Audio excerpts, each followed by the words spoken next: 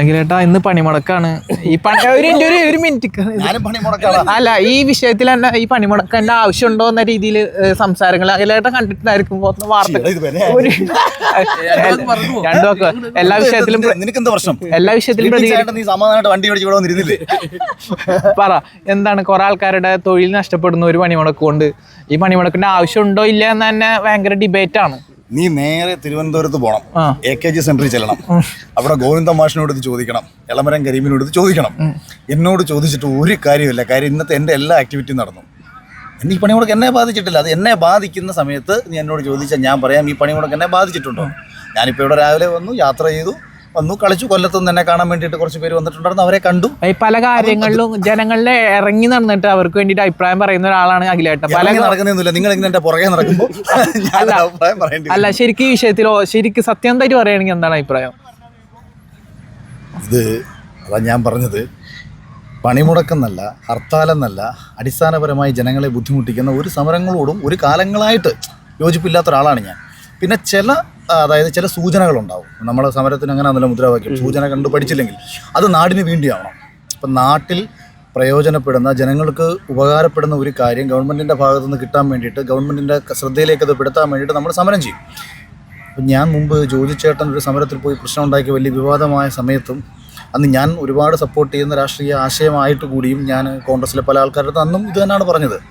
ഇപ്പോൾ ഒരാൾ വന്ന് പ്രശ്നം ഉന്നയിച്ചു കഴിഞ്ഞാൽ അത് നമുക്ക് ഉൾക്കൊള്ളാൻ കഴിയണം. കാര്യം നമ്മൾ ജനങ്ങൾക്ക് വേണ്ടിയിട്ടാണ് പ്രവർത്തിക്കുന്നത്. അപ്പോൾ ഒരു വിഭാഗം ജനങ്ങളെ ദ്രോഹിച്ചുകൊണ്ടാവരുത് ഒന്നും. അതോടൊപ്പം തന്നെ നീതി നിഷേധിക്കപ്പെടുന്ന ഒരു വിഭാഗത്തിന് വേണ്ടിയിട്ട് യുക്തിഭദ്രമായ രീതിയിൽ കാലാനുസൃതമായിട്ട്, ഇപ്പം പണ്ട് കാലത്ത് അതേ ആ സംഭവം തുടരണമെന്നൊന്നുമില്ല. ഇതൊക്കെ ഇന്നിപ്പം നമുക്കിപ്പോൾ സോഷ്യൽ മീഡിയ വഴി നമ്മൾ ഉന്നയിക്കുന്ന വിഷയങ്ങൾക്ക് പരിഹാരം കിട്ടുന്നില്ലേ? അതിനിപ്പോൾ റോട്ടിൽ കൂടെ പോകുന്നതിനെ തടഞ്ഞു നിർത്തേണ്ട കാര്യമുണ്ടോ? ഇല്ല. പിന്നെ എന്താണ് ഇപ്പോൾ ഞാനിത് ശ്രദ്ധിച്ചത് പോലുമില്ല. സത്യസന്ധമായി പറഞ്ഞാൽ ഇന്ന് രാവിലെ ഞാനിങ്ങനെ സീപോർട്ട് എയർപോർട്ടിലൂടെ ഓടിച്ചു വരുമ്പോൾ ഞാനിങ്ങനെ കാഷ്വലി എൻ്റെ ഒരു കൂട്ടുകാരനെ വിളിച്ചപ്പോൾ ഞാൻ പറഞ്ഞു, തിരക്കുറവൊക്കെ ഉണ്ടല്ലോ റോട്ടിൽ, എന്തോ പറ്റി? അപ്പോഴാകുമ്പോൾ ഇന്ന് പണിമുടക്കല്ലേ. സത്യത്തിൽ പണിമുടക്കാന്ന് വാർത്ത വരുന്നുണ്ടെങ്കിൽ ഇത് ശ്രദ്ധിക്കുന്നില്ല. നമ്മളതിനെ രാവിലെ എണീച്ചിട്ട് ഇത് പണിമുടക്കാണോ എന്ന് കരുതിയിട്ട് നമ്മളൊരു ആക്ടിവിറ്റി നമ്മൾ പുറകോട്ട് പോകുന്നില്ല. അപ്പം ഒരു ജനത്തിന് അവൻ്റെ അന്നന്നത്തെ എന്തെങ്കിലും ഒരു ആക്ടിവിറ്റി അവന് ചെയ്യണമെന്നുണ്ടെങ്കിൽ അവൻ അത് ഇറങ്ങി അങ്ങ് ചെയ്യുക. ആരെ വന്ന് തടയുമെന്ന് നോക്കട്ടെ. ഇത് തടഞ്ഞു കഴിഞ്ഞാൽ വരാൻ പോകുന്ന തെരഞ്ഞെടുപ്പിൽ അതിൻ്റെ ഫലം അവർക്കുണ്ടാവും. പോരെ, വരാൻ പോകുന്ന തെരഞ്ഞെടുപ്പ് പറയുന്നത് നിയമസഭ ഇലക്ഷൻ വരാൻ പോവാണ് 3 മാസത്തിനുള്ളിൽ. അപ്പൊ അതില് അഖിലേട്ടന്റെ പേഴ്സണൽ ഒപ്പീനിയൻ എന്താ? കേരളം ആര് ഭരിക്കണം? കേരളം ആര് ഭരിക്കണം? ആരുടെ കയ്യിൽ സേഫ് ആയിരിക്കണം എന്നാണ് ആഗ്രഹിക്കുന്നത്? ഇങ്ങനെ എന്നോട് ചോദിച്ചു കഴിഞ്ഞാൽ ഞാൻ അതിനൊന്നും മറുപടി പറയുന്നതിനകത്ത് അർത്ഥമില്ല. ആരുടെ കയ്യിൽ സേഫ് ആയിരിക്കണമെന്നല്ല, എപ്പോഴും ഭരണത്തിൽ ഒരു മാറ്റം വരുന്നത് നല്ലതാണെന്നാണ് ഞാൻ വിശ്വസിക്കുന്നത്. 2 കാരണങ്ങൾ കൊണ്ടാണ്. ഭരിക്കുന്ന രാഷ്ട്രീയ പാർട്ടിക്ക് എന്തുകൊണ്ടാണ് ഞങ്ങളുടെ ഭരണം പോയതെന്നൊന്ന് ചിന്തിക്കാനും, നെക്സ്റ്റ് തവണ അവർ വരുമ്പോൾ കൂടുതൽ നല്ല കാര്യങ്ങളും ചെയ്യാനത് ഗുണം ചെയ്യും. 2, പ്രതിപക്ഷ നിലയിലിരിക്കുന്ന ഒരു രാഷ്ട്രീയ പ്രസ്ഥാനത്തിന് ഭരണം കിട്ടുന്ന സമയത്ത് അവരെ എന്തിനാണ് ഭരണത്തിലേക്ക് ഏൽപ്പിച്ചത് എന്ന് അവർ ചിന്തിക്കണം. അപ്പം കൂടുതൽ ഇത് രണ്ടും ആര് ഭരിച്ചാലും ജനങ്ങൾക്ക് നല്ല കാര്യം കിട്ടിക്കഴിഞ്ഞാൽ നമ്മുടെ രാജ്യം ആര് ഭരിച്ചാലും പ്രശ്നമില്ല, നമ്മുടെ നാട് ആര് ഭരിച്ചാലും പ്രശ്നമില്ല. ബുദ്ധിമുട്ട് വരുന്ന സമയത്ത് മാത്രമാണ് നമ്മൾ എതിർപ്പറിയിക്കുന്നതും എതിരഭിപ്രായങ്ങൾ പങ്കുവയ്ക്കുന്നത്. പിന്നെ ഓരോ രാഷ്ട്രീയ പാർട്ടിയിൽ പ്രവർത്തിക്കുമ്പോൾ ആ രാഷ്ട്രീയ പാർട്ടിയുടെ ലക്ഷ്യം എന്താ? അവർക്ക് അധികാരത്തിൽ വരിക എന്നുള്ളതാണ്. അപ്പോൾ ആ രാഷ്ട്രീയ പാർട്ടിയുടെ ആൾക്കാർ അതിനുവേണ്ടി പരിശ്രമിച്ചുകൊണ്ടേയിരിക്കുന്നു. അവരുടെ ആശയം ഈ നാട്ടിൽ നടപ്പിലാക്കാൻ അവർ പരിശ്രമിക്കും. ഈ 10 വർഷത്തെ പിണറായി ഭരണം കേരളത്തിലുണ്ടായ മാറ്റങ്ങൾ എങ്ങനെ നോക്കി കാണുന്നു? അതേപോലെ തന്നെ ഇനി വരാൻ പിണറായി വരണം എന്ന് ആഗ്രഹിക്കുന്നുണ്ട്? പിണറായി ഭരണം തന്നെ ആഗ്രഹിക്കുന്നുണ്ടോ? ഞാൻ ഒരിക്കലും പിണറായി വിജയൻ വീണ്ടും ഭരണത്തിൽ വരണമെന്ന് ആഗ്രഹിക്കുന്ന ഒരാളല്ല. പല പ്രാവശ്യം ഞാൻ പറഞ്ഞിട്ടുള്ളൊരു കാര്യമാണ്. പിന്നെന്താ നിന്റെ പേരാ ചോദ്യം? അല്ല, ഇനി വീണ്ടും പിണറായി ഭരണം വന്നാൽ കേരളത്തിലുണ്ടാകുന്ന കഴിഞ്ഞ 10 വർഷം കൊണ്ട് നിനക്ക് എന്തെങ്കിലും പ്രശ്നം ഉണ്ടാകും? അതുപോലെയുള്ള പ്രശ്നങ്ങളൊക്കെ ഉണ്ടാകും. പിന്നെ അവർക്കെപ്പോഴും കമ്മ്യൂണിസ്റ്റ് പാർട്ടി പ്രതിപക്ഷത്തിരുന്ന് വളരുന്നൊരു രാഷ്ട്രീയ ആശയമാണ്. പ്രതിപക്ഷത്തിരിക്കുമ്പോൾ അവർ ഒരുപാട് കാര്യങ്ങൾ ഇടപെടും. ഭരണകക്ഷിയാകുമ്പോഴത്തേക്ക് DYFIയുടെയും CPMൻ്റെയൊക്കെ ഇടപെടൽ കുറയും. അപ്പം ആ പാർട്ടി അത് ശിഥിലീകരിക്കപ്പെട്ടു. ഇപ്പം നീ ഒരു DYFI പ്രവർത്തകനാണെങ്കിൽ നിൻ്റെ നാട്ടിലെ ഒരു സമരത്തിലേക്ക് ഇറങ്ങിയായിരിക്കും നീ കൂടുതൽ ജനങ്ങളിലേക്ക് ഇറങ്ങി ചെല്ലുന്നത്. പക്ഷേ നിൻ്റെ പാർട്ടി ഭരിക്കുമ്പോൾ നിനക്ക് കാര്യത്തിൽ വിളിക്കാൻ പറ്റുന്നില്ലല്ലോ, ഓപ്ഷൻ ഇല്ലല്ലോ. അപ്പോൾ സ്വാഭാവികമായിട്ടും ഒരു പ്രവർത്തകനെ സംബന്ധിച്ച് അല്ലെങ്കിൽ ഒരു രാഷ്ട്രീയ പാർട്ടിക്ക് നാടിന് വേണ്ടി പ്രവർത്തിക്കുന്നതിനെ സംബന്ധിച്ച് ഭരണമാറ്റം വരുന്നത് അവന് കൂടുതൽ ക്രിയാത്മകമായിട്ട് കാര്യങ്ങളെ ഇടപെടാനും ജനങ്ങൾക്ക് വേണ്ടി കൂടുതൽ പ്രവർത്തിക്കാനും പറ്റും. ചേട്ടാ, ഇപ്പോൾ ചേട്ടൻ MLA മന്ത്രിയൊക്കെയായി വന്നാൽ ഈ ഇപ്പം പറഞ്ഞ ഈ ഹർത്താൽ പോലത്തെ പണിമുടക്കുകളല്ലോ വേണ്ടാന്നൊരു ഓപ്ഷൻ വെക്കില്ലേ? സത്യസന്ധമായി പറഞ്ഞാൽ ഇതൊക്കെ ഇപ്പോൾ എനിക്കും ഒരുപാട് നാളിനൊക്കെ ശേഷം ഇതൊക്കെ നടക്കുന്നത്. അങ്ങനെ ഹർത്താലൊക്കെ ഇപ്പോൾ നമുക്കിപ്പം എനിക്കൊന്ന് കഴിഞ്ഞ ഒരുപാട് നാൾ ഹർത്താലൊന്നും ഇപ്പോൾ ഇല്ലല്ലോ. ഇനി രാഷ്ട്രീയ കൊലപാതകങ്ങൾക്ക് ഒക്കെ ഇപ്പം നമുക്ക് ഒരുപാട് മാറ്റം വന്നിട്ടുണ്ട്. അപ്പോൾ അതിനൊക്കെ കാലാനുസൃതമായ മാറ്റങ്ങൾ വരും. കാര്യം ഇതാർക്കും സമയമില്ല. ജനങ്ങൾക്ക് ഇപ്പോൾ ഇതിൻ്റെ പിന്നാലെ നടക്കാനും ഇങ്ങനെയൊന്നുമുള്ള സമയം നമുക്കിപ്പോൾ ഇല്ലാത്തതുകൊണ്ടാണ്. ചേട്ടാ, പിന്നെ ഇപ്പോൾ ഈ ഇലക്ഷൻ്റെതായിട്ടേ ഒരുപാട് പേരുകൾ എല്ലായിടത്തും ഇങ്ങനെ വാർത്തകളൊക്കെ വരുന്നുണ്ട്. അപ്പം അഖിൽ മാരാറിൻ്റെ പേര് ഭയങ്കരമായിട്ട് വരുന്നുണ്ട്. അപ്പം മാരാർ എന്ന ആൾക്കാർ സമീപിച്ചിട്ടുണ്ടോ? എന്താണ് അതിനൊരു ഉത്തരം? എന്താണ് കുറേ ആൾക്കാരെ വെയിറ്റ് ചെയ്യുന്നത്? ആദ്യം ആ സമയത്ത് തന്നെ ഒരു അതിന് മറുപടി ആയിട്ട് പറഞ്ഞിട്ടുണ്ട്, ഈ പഞ്ചായത്ത് ഇലക്ഷനിൽ പോലും മത്സരിക്കാൻ യോഗ്യത ഇല്ലാത്ത ആൾ എന്നുള്ള രീതിയിൽ ഒരാൾ പറഞ്ഞിട്ടുണ്ടായിരുന്നു. രമേശ് ചെന്നിത്തല. അത് സോഷ്യൽ മീഡിയ അതിൽ ഭയങ്കരമായിട്ട് ആക്രമണം ഉണ്ടായി, ട്രോൾ വന്നു. ഞാനും രമേശ് ചെന്നിത്തലയും തമ്മിൽ വ്യക്തിപരമായി നല്ല അടുപ്പമാണ്. വ്യക്തിപരമായിട്ട് നല്ല അടുപ്പമാണ്. അദ്ദേഹം പ്രതിപക്ഷ നേതാവൊക്കെ തന്നെ കോൺഗ്രസിൻ്റെ മുഖ്യധാരയിലേക്ക് ഞാൻ വരണമെന്നും പറഞ്ഞിട്ടുണ്ടായിരുന്നു. ഞാൻ ഒരു രാഷ്ട്രീയ പാർട്ടിയുടെയും ഭാഗമല്ല നിലവിൽ ഇതുവരെയും. ഇപ്പം ഞാൻ ഒരു ഇപ്പം ഞാൻ ഉന്നയിക്കുന്നൊരു ശബ്ദം പ്രതിപക്ഷത്തുള്ള കോൺഗ്രസ് രാഷ്ട്രീയ ആശയത്തിനും ഗുണമാണെങ്കിൽ അവർ സ്വീകരിക്കുക. ഞാൻ ഉന്നയിക്കുന്നൊരു ശബ്ദം അവർക്ക് ഗുണകരമല്ല എന്നുണ്ടെങ്കിൽ അവരെന്നെ തള്ളിക്കളയുക. ഞാൻ കോൺഗ്രസ്സുകാരനല്ല. എനിക്ക് കോൺഗ്രസിൻ്റെ മറ്റേ ഒരു കാര്യത്തെ ഫോളോ ചെയ്യേണ്ട കാര്യം എനിക്കില്ല. ഞാൻ നിലവിൽ ഇതുവരെയും ഞാൻ വ്യക്തിപരമായിട്ട് എൻ്റെ അഭിപ്രായങ്ങൾ പറയുന്ന ഒരാളാണ്. അതിൽ പല അഭിപ്രായങ്ങളും രാഷ്ട്രീയമായിട്ട് കോൺഗ്രസ്സിന് ഗുണം ചെയ്തിട്ടുണ്ട്. അവരെതിരഭിപ്രായം പറഞ്ഞ വിഷയങ്ങൾ വന്നിട്ടുണ്ട്. അവരുടെ ആൾക്കാർ എന്നെ സംഘി എന്ന് വിളിച്ച് ആക്ഷേപിച്ച വിഷയങ്ങൾ വന്നിട്ടുണ്ട്. ഞാനിപ്പോൾ ഏറ്റവും റീസെൻ്റ്ലി ഞാൻ എഴുതിയേക്കുന്ന പോസ്റ്റ് ഇപ്പോൾ ജമാഅത്ത് ഇസ്ലാമിയുമായി ചേർന്നുള്ള വി.ഡി. സതീശൻ എടുത്ത നിലപാട് അത് ശരിയല്ല എന്ന് ജനുവരി 26 ഞാൻ അദ്ദേഹത്തിന് ഒരു മെസ്സേജ് അയച്ചു. അത് മറ്റൊന്നുമല്ല, അദ്ദേഹം ഒരു സ്റ്റേറ്റ്മെൻറ്റ് നടത്തി, ജമാഅത്ത് ഇസ്ലാമിക്ക് പഴയ വർഗീയതയില്ല എന്ന് പറഞ്ഞു. ജമാഅത്ത് ഇസ്ലാമി മതരാഷ്ട്രവാദം ഉന്നയിക്കുന്ന ഒരു പൊളിറ്റിക്കൽ ആശയമാണ്. അപ്പോൾ അങ്ങനൊരു ഒരു പ്രസ്ഥാനത്തിന് ഇപ്പോൾ പഴയ വർഗീയത ഇല്ല എന്ന് പറഞ്ഞാൽ നാളെ കോൺഗ്രസ് പാർട്ടി പ്രവർത്തിക്കുന്ന ഒരാൾ BJP പോയിട്ട് ഇതേ കാര്യം പറയുകയാണെന്ന് വെച്ചോ. ഇപ്പം BJPക്ക് പഴയ വർഗീയതയില്ല. കാര്യം 13 വർഷമായിട്ട് നരേന്ദ്രമോദി രാജ്യം ഭരിച്ചുകൊണ്ടിരിക്കുകയാണ്. ഈ രാജ്യത്തുനിന്ന് ഒരു മുസ്ലിങ്ങളെ വാട്ടിയൊടിക്കപ്പെട്ടതായിട്ട് ഞങ്ങൾ കണ്ടിട്ടില്ല. അല്ലെങ്കിൽ ഒരു ഗുജറാത്ത് കലാപം കഴിഞ്ഞ അധികാരത്തിലിരിക്കുന്ന ഈ സമയങ്ങളിൽ ഇവിടെ നടന്നതായി നമ്മൾ കണ്ടിട്ടില്ല. അപ്പം BJPക്ക് വർഗീയതയൊന്നുമില്ല, BJPക്ക് വികസനമാണ് എന്ന് പറഞ്ഞാൽ എല്ലാ കോൺഗ്രസ്സുകാർക്കും BJPയിലേക്ക് ചേരാനുള്ള ഒരു വലിയ സ്റ്റേറ്റ്മെൻറ്റാണ് ജമാഅത്തെ ഇസ്ലാമിക്ക് പഴയ വർഗീയതയില്ല എന്ന് അദ്ദേഹം പറഞ്ഞൊരു സാധനം. അപ്പോൾ അതുകൊണ്ട് തന്നെ ഞാൻ അത് മാത്രമല്ല, NSS SNDP വോട്ടുകളാണ് ഈ തെക്കൻ കേരളത്തിൽ വലിയ രീതിയിൽ ഗുണം ചെയ്യപ്പെടേണ്ടത്. ഇതിനകത്ത് കമ്മ്യൂണിസ്റ്റ് പാർട്ടിയുടെ ഗോവിന്ദൻ മാസ്റ്റർ ഒരു വലിയ നിലപാട് നിങ്ങൾ മനസ്സിലാക്കണം. ഗോവിന്ദൻ മാഷ് പറയുകയാണ് ജമാഅത്ത് ഇസ്ലാമി വർഗീയതയാണ്, മീഡിയ ഒന്ന് കാളകൂട വിഷമാണെന്ന് പറയുന്നു. ഒരു ഭയങ്കര പൊളിറ്റിക്കൽ അപകടമാണ് അതിനകത്തുള്ളത്. എന്തെന്ന് വെച്ചാൽ ഇടതുപക്ഷത്തിൻ്റെ ഒപ്പം നിൽക്കുന്ന SNDP വോട്ടുകൾ അവരുടെ ഒപ്പം ചേർക്കുകയും തെക്കൻ കേരളത്തിലും കോട്ടയം വരെ കിടക്കുന്ന മധ്യ കേരളത്തിൻ്റെ പകുതി വരെ കോട്ടയം വരെയുള്ള ഭാഗങ്ങളിലൊക്കെ തന്നെ കമ്മ്യൂണിസ്റ്റ് പാർട്ടി തങ്ങൾക്ക് കിട്ടേണ്ട വോട്ടുകൾ ഉറപ്പിക്കുകയും വടക്കൻ മലബാറിൽ അവർ പരാജയപ്പെടുന്നുള്ളവരെ അവർക്ക് ഏറെക്കുറെ ഉറപ്പാണ്. കാര്യം പല സീറ്റിലും ലീഗ് മത്സരിക്കുന്നു. മുസ്ലിം ആധിപത്യമുള്ള മേഖലകളിലൊക്കെ തന്നെ കോൺഗ്രസ് ജയിക്കും. അവിടെയാണ് ജമാഅത്ത് ഇസ്ലാമിക്ക് വോട്ടുള്ളത്. അപ്പോൾ ഞങ്ങൾ ജയിക്കാത്ത സ്ഥലത്തെ വോട്ട് ഞങ്ങൾക്ക് വേണ്ട.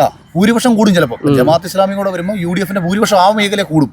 പക്ഷേ ഇപ്പുറത്ത് ജയസാധ്യതയുള്ള 48 നിയോജക മണ്ഡലങ്ങളിൽ പരമാവധി ഇടതുപക്ഷത്തിന് തന്നെ ജയിച്ചു വരാൻ കഴിഞ്ഞാൽ അധികാരമാറ്റം എന്ന് പറയുന്നത് അത്ര എളുപ്പമല്ല. അപ്പം വളരെ ബുദ്ധിപരമായിട്ടുള്ള ഒരു സ്റ്റേറ്റ്മെൻറ്റാണ് ഗോവിന്ദ മാസ്റ്റർ ഭാഗത്ത് നിന്ന് വരുന്നത്. കാര്യം അവരുടെ അടിയുറച്ച വോട്ടുകളെ അവർക്കൊപ്പം ചേർക്കുക. കാര്യം ഇതിൻ്റെ ഇടയ്ക്ക് വെള്ളാപ്പള്ളി നടേശൻ മുസ്ലിം ലീഗിനെ തള്ളിപ്പറയുന്നു, മലപ്പുറത്തെ തള്ളിപ്പറയുന്ന ഒരു സ്റ്റേറ്റ്മെൻറ്റ് വരുന്നു. മലപ്പുറത്തെ അല്ല തള്ളിപ്പറഞ്ഞതെങ്കിലും മറ്റൊരു രീതിയിൽ അതിനെ വ്യാഖ്യാനിക്കപ്പെടുന്നു. ലീഗിനെ അദ്ദേഹം വർഗീയ രാഷ്ട്രീയ പാർട്ടിയായിട്ട് ചിത്രീകരിക്കുന്നു. അദ്ദേഹം മറ്റു രീതിയിൽ അഭിപ്രായം പറയുമ്പോൾ അദ്ദേഹത്തെ ഒരു വർഗീയവാദിയായിട്ട് ചിത്രീകരിക്കുന്നു. പക്ഷേ അതേസമയം വെള്ളാപ്പള്ളി നടേശനെ പിണറായി വിജയൻ ചേർത്ത് നിർത്തുന്നു, കാർ കൊണ്ടു കിടക്കുന്നു. അപ്പോൾ അപ്പോൾ നമ്മൾ NSS ഇപ്പം വി.ഡി. സതീശൻ NSSൻ്റെ സെക്രട്ടറി ശക്തമായിട്ട് എതിർക്കാറുണ്ട്, SNDP സെക്രട്ടറി ശക്തമായി എതിർക്കാറുണ്ട്.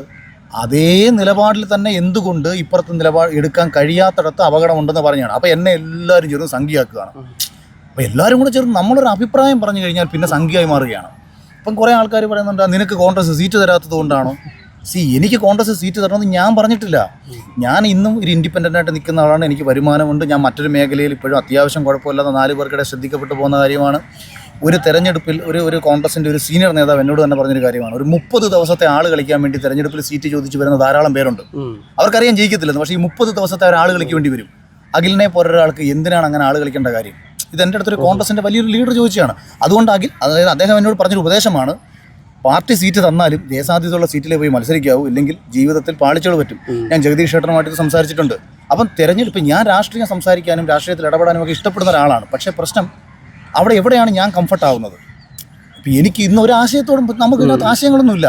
ജനങ്ങൾക്ക് വേണ്ടി എന്ത് കാര്യം ചെയ്യാൻ പറ്റുമോ അവർക്കൊപ്പം നിൽക്കുക. ഒരാളിപ്പം നിങ്ങൾ എന്നെ സപ്പോർട്ട് ചെയ്താൽ ഞാൻ നിങ്ങൾക്കൊപ്പം തിരിച്ച് നിൽക്കുക. അല്ലാണ്ട് ഇപ്പം എന്നെ തള്ളി പറയുന്ന ആൾക്കാരുടെ കൂടെ എനിക്ക് പോയി നിൽക്കാൻ പറ്റുമോ? കോൺഗ്രസ് എന്ന രാഷ്ട്രീയ പ്രസ്ഥാനത്തിന് അഖിലിനെ പോലെ ഒരാൾ നല്ലതാണ്, അയാൾ നമ്മളോട് വരണം, അല്ലെങ്കിൽ വേറൊരാൾ എക്സ് നല്ലതാണ്, അയാൾ നമ്മളോട് വരണം എന്ന് അവർ ആഗ്രഹിക്കുമ്പോൾ മാത്രമേ നമുക്ക് അവർക്കൊപ്പം നിൽക്കാൻ പറ്റൂ.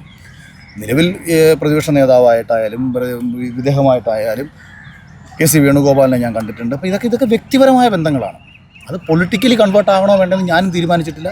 ചിലപ്പോൾ എനിക്ക് അതിനെക്കാട്ടി കംഫർട്ട് ആവുന്ന മറ്റൊരു സ്ഥലം വന്നാൽ ഞാൻ അവിടെ ആയിരിക്കും ചിലപ്പം എൻ്റെ മുന്നോട്ടുള്ള തോട്ടുകൾ ഞാൻ സ്വീകരിക്കാൻ തരും. ഇതൊക്കെ വരുന്ന സമയങ്ങളാവുന്നേ ഉള്ളൂ. അപ്പം ഒരു ഓഫർ വന്നാൽ മത്സരിക്കാൻ തയ്യാറാണ്. അത് ഞാൻ നേരത്തെ പറഞ്ഞല്ലോ. ഇപ്പോൾ നമുക്ക് നിയമസഭ പോലൊരു സ്ഥലത്ത് മത്സരിക്കാൻ കിട്ടുക എന്ന് പറഞ്ഞപ്പോൾ നമ്മുടെ ഈ ജന്മം, അതായത് ഒരു മനുഷ്യൻ്റെ ഒരു ജന്മത്തിൽ 140 പേര് മത്സരിക്കുന്നിടത്ത് സാമുദായിക സംഘടന, ജാതി സംഘടന, മറ്റു പല ഘടകങ്ങളും എല്ലാം പരിശോധിച്ച് മുന്നണി ഇത് പരിശോധിച്ചൊക്കെ ആയിരിക്കും ചിലപ്പോൾ ഒരാൾക്ക് ഒരു നിയമസഭയിൽ മത്സരിക്കാൻ പറ്റുന്നത്. അപ്പോൾ അതിന് അവസരം കിട്ടുക എന്ന് പറഞ്ഞാൽ തീർച്ചയായിട്ടും അവസരത്തിന് ഞാൻ സ്വീകരിക്കാൻ താല്പര്യമുള്ള ഒരാളാണ്. കാരണം ഞാൻ പുതിയ അഭിപ്രായം പറയുന്ന ആളായത്, അല്ലാതെ ഇപ്പോൾ സിനിമയിൽ അഭിപ്രായം പറയാതെ ഒളിച്ചു പോകുന്ന ഒരാളല്ല. അങ്ങനെ കിട്ടിയാൽ തീർച്ചയായിട്ടും ഞാൻ പോകും. അത് എന്നെപ്പോലെ ഒരാൾ ആരുടെ കൂടെ നിൽക്കുമ്പോഴാണ് ആ പ്രസ്ഥാനത്തിന് പ്രയോജനമെന്ന് അവർ പറയുമ്പോൾ ഞാനും ചിന്തിക്കും, ഇവർ എനിക്ക് തരുന്നത് കൊള്ളാം, ഇവരുടെ കൂടെ നിന്നാൽ ഞാനെന്ന് പറയുന്ന വ്യക്തിക്ക് വലിയ പ്രശ്നമില്ല എന്ന് ഞാനും ചിന്തിച്ചാൽ മുന്നോട്ടുള്ള സിനിമയും മറ്റും കാര്യങ്ങൾക്കും എനിക്ക് തടസ്സങ്ങൾ വരത്തില്ല. അപ്പോൾ ഞാൻ അഭിനയിക്കാൻ റെഗുലറായിട്ട് പോകാൻ പറ്റത്തില്ല. പക്ഷേ CCL കളിക്കുന്നത് കൊണ്ട് 1-2 സിനിമകളിലൊക്കെ അഭിനയിക്കത്തക്ക രീതിയിലുള്ള സംഭവങ്ങൾ വന്നിട്ടുണ്ട്. അപ്പോൾ അതിനകത്ത് ഇടയ്ക്ക് അഭിനയിക്കണം, അല്ലെങ്കിൽ ഒരു സിനിമ ഡയറക്ഷൻ ചെയ്യണം. അപ്പോൾ അതോടൊപ്പം തന്നെ പൂർണ്ണമായും നമ്മൾ നിയമസഭയിൽ ജയിച്ചാൽ ജനങ്ങൾക്ക് വേണ്ടി പ്രവർത്തിക്കുക, വേറെ പരിപാടിയൊന്നുമില്ല. കേരളത്തിലെ ഭൂരിഭാഗം ആൾക്കാർ എതിർക്കുന്ന പാർട്ടിയാണ് BJP. പക്ഷേ BJPയുടെ എതിർപ്പ് വളരെയധികം കുറഞ്ഞു വരുന്നു. ഇപ്പോൾ തൃശ്ശൂരായാലും ട്രിവാൻഡ്രം അതിനെങ്ങനെ നോക്കി കാണുന്നത്? അല്ല, കേരളം BJPയുടെ കയ്യിലാവാൻ എന്തെങ്കിലും സാധ്യത ഉണ്ടോ? കേരളം BJPയുടെ കയ്യിലാവാൻ കേരളം BJPക്ക് എടുത്ത് കൊടുത്താൽ മതി, എളുപ്പമാണ്. പക്ഷേ ഇത് നമുക്കങ്ങനെ ജനങ്ങളെ അണ്ടർസ്റ്റിമേറ്റ് ഒന്നും ചെയ്യാൻ പറ്റത്തില്ല. ഇപ്പോൾ ത്രിപുര എന്ന് പറഞ്ഞ ഒരു കാലത്ത് ഇടതുപക്ഷ കോട്ടയായ പ്രദേശമാണ്. അവിടെ ഒരു സുപ്രഭാതത്തിൽ ഒരു തെരഞ്ഞെടുപ്പോട് കൂടിയിട്ട് അത്രയും കമ്മ്യൂണിസ്റ്റുകാർ പാർട്ടി മാറി, അല്ലെങ്കിൽ പാർട്ടി മാറിയോ മാറാതിരിക്കുകയോ വോട്ട് മാറ്റി ചെയ്യുകയോ ചെയ്തു. BJP അധികാരത്തിൽ വന്നു. ഇപ്പം ഒരു 3 വർഷം 3 ടേമിൽ തുടർച്ചയായിട്ട് ഡൽഹി ഭരിച്ച കോൺഗ്രസ്സിന് ഒരു സുപ്രഭാതത്തിൽ അധികാരം നഷ്ടപ്പെടും. ഇന്നലെ വരെ ഒരു പഞ്ചായത്ത് മുറിവിലാവാത്ത അരവിന്ദ് കെജ്രിവാൾ ഒരു സുപ്രഭാതത്തിൽ അവിടുത്തെ മുഖ്യമന്ത്രിയായി മാറുകയാണ്. ഇന്ദിരാഗാന്ധി ഇന്ത്യയിലെ ഏറ്റവും പവർഫുള്ളായിട്ടൊരു പ്രധാനമന്ത്രിയായിരുന്നു. അവരെ ഇവിടെ ജനം തോൽപ്പിച്ചു. ഇവിടെ പണ്ട് EK നായർ വളരെ കരുത്തനായി നിന്ന സമയത്ത് അന്നത്തെ KSU സംസ്ഥാന പ്രസിഡന്റ് നമ്മുടെ കടന്നപ്പള്ളി രാമേന്ദ്രൻ അദ്ദേഹം വന്ന് EK നായരെ പോലെ ഒരാളെ തോൽപ്പിച്ചു.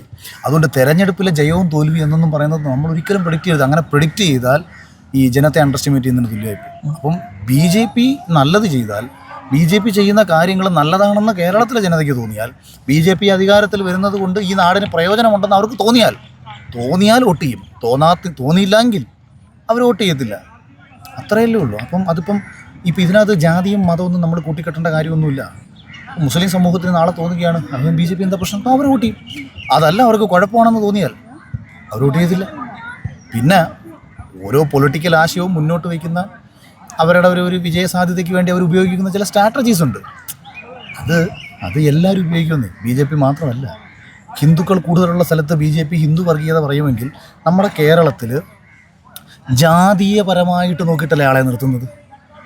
NSS ഭൂരിപക്ഷ മേഖലയിൽ NSSൻ്റെ ഒരാൾ, നാടാർ സമുദായം ഭൂരിപക്ഷ മേഖലയിൽ നാടാർ സമുദായത്തിൻ്റെ ഒരാൾ, ലാറ്റിൻ കത്തലിക്കൻ ഭൂരിപക്ഷ മേഖലയിൽ ലാറ്റിൻ കത്തലിക്കൻസ്, മലപ്പുറത്ത് മുസ്ലിം സമൂഹത്തിൽപ്പെട്ട ആൾക്കാർ. അങ്ങനെയാണെങ്കിൽ മലപ്പുറത്ത് മുസ്ലിം സമൂഹത്തിൽപ്പെട്ട ആൾക്കാരെ മാറ്റി ഹിന്ദുക്കൾക്ക് കൂടുതൽ സീറ്റ് കൊടുത്തിട്ട് ഞങ്ങൾ മതേതരമാണെന്ന് പറ, അവിടെയും മതേതരമാവത്തുള്ളൂ. ഇപ്പോൾ കമ്മ്യൂണിസ്റ്റ് പാർട്ടി ജാതിയില്ല എന്ന് പറഞ്ഞിട്ടും പോലും സംവരണ സീറ്റിലാണ് പലപ്പോഴും സീറ്റ് കൊടുക്കുന്നത്. അപ്പം ജാതി തന്നെ അല്ലേ അത്? ഒരു സംവരണ സീറ്റിൽ ദളിതൻ വന്ന് മത്സരിച്ചാൽ അവൻ്റെ അവസരം സംവരണമായതുകൊണ്ട് കിട്ടിയ അവസരമാണ്, ഞാൻ ദളിതനായതുകൊണ്ട് കിട്ടിയ അവസരമാണ്. ജനറൽ സീറ്റിൽ വന്നൊരു ദളിതൻ മത്സരിക്കുമ്പോൾ മാത്രമേ പാർട്ടി അവനെ അംഗീകരിക്കുന്നുള്ളൂ. ഒരു ജനറൽ കാസ്റ്റിൽപ്പെട്ട ഒരുവൻ, ജനറൽ സീറ്റിൽപ്പെട്ട ഒരുവനോട് നീ മത്സരിക്കുക, നീ അവിടെ ജാതി താന്നവനൊന്നുമല്ല, നീയും മറ്റവനും ഒക്കെ തുല്യരാണ് ഞങ്ങൾക്ക്, നമ്മളത് കാണാറില്ല. അപ്പം എല്ലാ ഒരു നിയോജക മണ്ഡലത്തിൻ്റെ കാര്യമാണ് ഞാൻ ഈ പറയുന്നത്, അല്ലാതെ പഞ്ചായത്ത് തിരഞ്ഞെടുപ്പിലോ മറ്റൊരു സ്ഥലത്തോ ഉള്ള കാര്യമല്ല പറയുന്നത്. നിയോജക മണ്ഡലങ്ങൾ പരിശോധിച്ച് കഴിഞ്ഞാൽ നമുക്ക് കാണാൻ കഴിയുന്നൊരു കാര്യം ഇതാണ്. ഇത് BJP മാത്രമാണോ ചെയ്യുന്നത്? അല്ല, എല്ലാവരും ഇത് തന്നെ, എല്ലാവരും ഫോളോ ചെയ്യുന്നത് ഇത് തന്നെയാണ്. ഇപ്പോൾ കോൺഗ്രസ് ഒരു സീറ്റ് വയ്ക്കുമ്പോഴത്തേക്ക് ബിഷപ്പ് വിളിക്കും, SNDP വിളിക്കും, NSS വിളിക്കും, മറ്റവർ വിളിക്കും, മറിച്ചവർ വിളിക്കും. ഇതെല്ലാം നോക്കി സാമുദായിക സംഘടനകളുടെ ഒക്കെ താല്പര്യം നോക്കിയിട്ടാണ് അവർ സീറ്റ് കൊടുക്കുന്നത്. മറ്റേടത്ത് ഇപ്പോൾ 80% വരുന്ന ഹിന്ദുക്കൾ കിടക്കുന്നിടത്ത് അവരങ്ങനെ ചെയ്യുക. കേരളത്തിൽ ഇപ്പോൾ അങ്ങനെ ചെയ്യാനുള്ള സ്പേസ് അവർക്കില്ല. കേരളത്തിലും മുസ്ലിം സമൂഹത്തിൽപ്പെട്ട ഒരുപാട് BJP പ്രവർത്തിക്കുന്നില്ല, അതൊക്കെ ഉണ്ട്.